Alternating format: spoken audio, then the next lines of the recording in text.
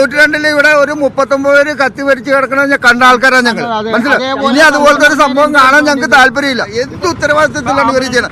നിങ്ങള് ഞങ്ങളുടെ കാര്യം വിട്. ഞങ്ങള് പണ്ടാറടങ്കം വിട്ട ആൾക്കാരാണ്. ഇവിടെ പണിയെടുക്കണ ഇവിടുത്തെ പണിക്കാരെ നിങ്ങൾ നോക്ക്. ഇത്ര മുകളിൽ നിന്ന് പണിയെടുക്കണ ഒരു പണിക്കാരന് പോലും സേഫ്റ്റി ആയിട്ടുള്ള ഒരു കാര്യം ചെയ്തില്ല. അരൂർ തുറവൂർ ദേശീയപാതയിലുണ്ടായ അപകടം, അതിനുശേഷം വലിയ പ്രതിഷേധമാണ് നാട്ടുകാരുടെ ഭാഗത്തും ഉണ്ടായത്. ഇവിടെ നാട്ടുകാരെല്ലാം തന്നെ പ്രതിഷേധത്തിലായിരുന്നു. ഇത് ഒരു പലതവണ ഇത്തരത്തിൽ സമാനമായ സംഭവം ഉണ്ടായിട്ടുണ്ട്. പ്രത്യേകിച്ച് ഒരു സർവീസ് റോഡ് ഇല്ലാത്തതൊക്കെ ഒരു അപകടത്തിന് കാരണമായിട്ടുണ്ട് അല്ലേ? ഇതിന് ആദ്യം തന്നെ ഇവരുടെ അപാകതകൾ നമ്മൾ സമരങ്ങളൊക്കെ ചെയ്ത ആൾക്കാരാണ്. ഇപ്പം ഞാനുണ്ട്, ഷാവുലുണ്ട്, അങ്ങനെ ഞങ്ങളെല്ലാവരും ഒരുപാട് സമരങ്ങൾ ചെയ്തിട്ടുള്ളതാണ്. ഇപ്പം ഇന്നുണ്ടായ അനിഷ്ട സംഭവം അത് ശരിക്കും പറഞ്ഞാൽ അവരുടെ സേഫ്റ്റിയുടെ ഉത്തരവാദിത്തക്കുറവ് തന്നെയാണ്. ഇപ്പം ഞങ്ങളിപ്പോൾ എന്തായാലും ഒരു പ്രതിഷേധം നടത്തുകയുണ്ടായി. അപ്പോൾ അരൂർ എസ് എച്ച് ഒ ഞങ്ങളോട് പറഞ്ഞത് ഇവരുടെ വർക്കിൻ്റെ എല്ലാ കാര്യങ്ങളും ക്ലിയർ ചെയ്തിട്ട് മാത്രമേ ഇനി വർക്ക് പുനഃസ്ഥാപിക്കുകയുള്ളൂ എന്നുള്ള രീതിയിൽ ഞങ്ങൾക്ക് ഒരു ഉറപ്പ് തന്നതിൻ്റെ ഇതിലാണ് ഞങ്ങൾ റോഡ് ഉപരോധം വേണ്ടെന്ന് വെച്ചിരിക്കുന്നത്. പ്രതാപൻ സാറിൻ്റെ ഒറ്റ ഉറപ്പിൽ ഞങ്ങൾ ഈ സമരം തൽക്കാലത്തേക്ക് മാറ്റിവെച്ചിരിക്കുകയാണ്. മുൻപ് നിങ്ങൾ പ്രതിഷേധ സമരം നടത്തിയത് എന്തായിരുന്നു? ഞങ്ങൾ മനുഷ്യച്ചങ്ങല നടത്തിയിട്ടുണ്ട്. റോഡ് ഇവരെ വർക്ക് തടസ്സപ്പെടുത്തിയിട്ടുള്ളവരാണ്. അതിനൊക്കെ ഞങ്ങൾക്കെതിരെ കേസുള്ളതാണ്. ഞാനും ഈ ഷാവുലൊക്കെ കോടതിയിൽ കൊണ്ട് പൈസ കെട്ടിയിട്ടുള്ള ആൾക്കാരാണ്. കാരണം ഞങ്ങൾക്ക് വേണ്ടിയിട്ടല്ല, നമ്മുടെ ജനങ്ങളുടെ ജീവന് സ്വത്തിന്, അതുപോലെ ഈ ജീവനക്കാരെ ഉൾപ്പെടെ സുരക്ഷയ്ക്ക് വേണ്ടിയിട്ടുള്ള കാര്യങ്ങൾക്ക് വേണ്ടിയിട്ട് മാത്രമേ ഞങ്ങൾ പ്രതികരിച്ചിട്ടുള്ളൂ. അല്ലാണ്ട് എന്തായിരിക്കും ഇവിടെ സംഭവിച്ചത്? ഇന്ന് രാവിലെ വെളുപ്പിന് 2:30 ഈ സംഭവം ഉണ്ടായേക്കണം. ഈ 2:30 മണിക്ക് ഈ ഗർഡർ ഇങ്ങനെ എല്ലാം കൂടി ഒരുമിച്ചാണ് വെച്ചിരിക്കുന്നത്. അത് പതുക്കെ ഇങ്ങോട്ട് നീക്കുക, ക്രെയിൻ്റെ ഇതിലാണ് വെച്ചോണ്ടിരുന്നത്. സാധാരണ ഇവിടെ റെയിൽ വെച്ചോണ്ടാണ്, പക്ഷേ ഇവിടുത്തെ പില്ലർ സൈഡിലൊക്കെ ഉള്ളതുകൊണ്ട് അവർ ക്രെയിൻ വെച്ചാണ് ചെയ്തുകൊണ്ടിരുന്നത്. അതിൽ നിന്ന് പറഞ്ഞാൽ തന്നെ ആദ്യം നില താഴെ പോയി, അതിന് തൊട്ട് പുറകെ അതിനൊപ്പം തന്നെ തൊട്ട് പോരുകയും ആ സമയത്താണ് ആ പിക്കപ്പ് വാൻ ഇതിലൂടെ താഴെ കൂടി പോവുകയും അദ്ദേഹം അതിൻ്റെ അകത്ത് പെടുകയും ചെയ്തത്. 3 മണിക്കൂറാണ്. തൊട്ട് പുറകിൽ വന്നത് ഒരു KSRTC ബസ്സാണ്. അവിടെ അല്ല, കോഴിക്കോട് ഇവിടെ നിന്നാണ് വരുന്നത്.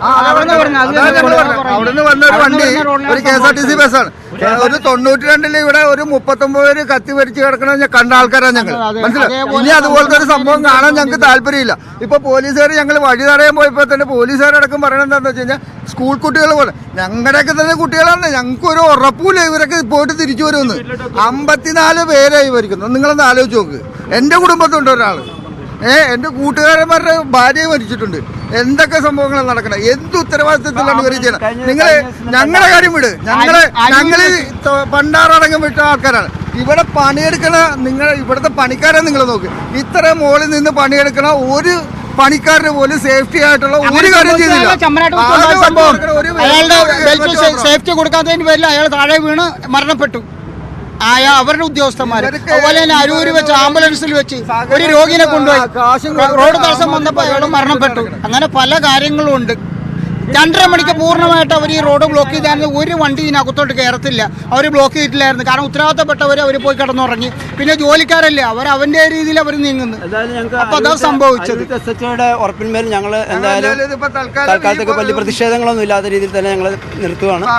എന്തായാലും അദ്ദേഹത്തിന്റെ സാറും നമുക്ക് ഉറപ്പ് വന്നിട്ടുണ്ട്. ഇതൊരു വലിയ വീഴ്ച തന്നെ ഉണ്ടായിരുന്ന സംശയം. സുരക്ഷാക്രമീകരണം ഒരു സേഫ്റ്റി ഇല്ലാതെയാണ് നിർമ്മാണം. നിരവധി ആൾക്കാർ മരിച്ചിട്ടുണ്ട്. ഈ പാലം പണിക്ക് ശേഷം നിരവധി ആൾക്കാർ മരിച്ചിട്ടുണ്ട്. 10-30ഓളം ജനങ്ങൾ അടങ്ങിയ ഒരു KSRTC ബസ് അപകടത്തിൽപ്പെടുന്നതായിരുന്നു. 5 മിനിറ്റ് ഗ്യാപ്പിനാണ് ആ വണ്ടി രക്ഷപ്പെട്ടത്. ആ വണ്ടി തിരിച്ചു വിട്ടു. ഒരു കോഴിക്കോടിലേക്ക് പോകുന്ന സൂപ്പർഫാസ്റ്റ് ബസ്. അവരുടെ കൺമുന്നിലാണ് ഈ വാഹനത്തിന് മേളിൽ ഈ ഗർഡർ വീണത്. അവർ വണ്ടി നിർത്തി അതിന്റെ ഡ്രൈവറും കണ്ടക്ടറും ഇതൊക്കെ കണ്ടിട്ടാണ് അവർ പോയത്. വണ്ടി തിരിച്ചു പോയി തുറവൂരും.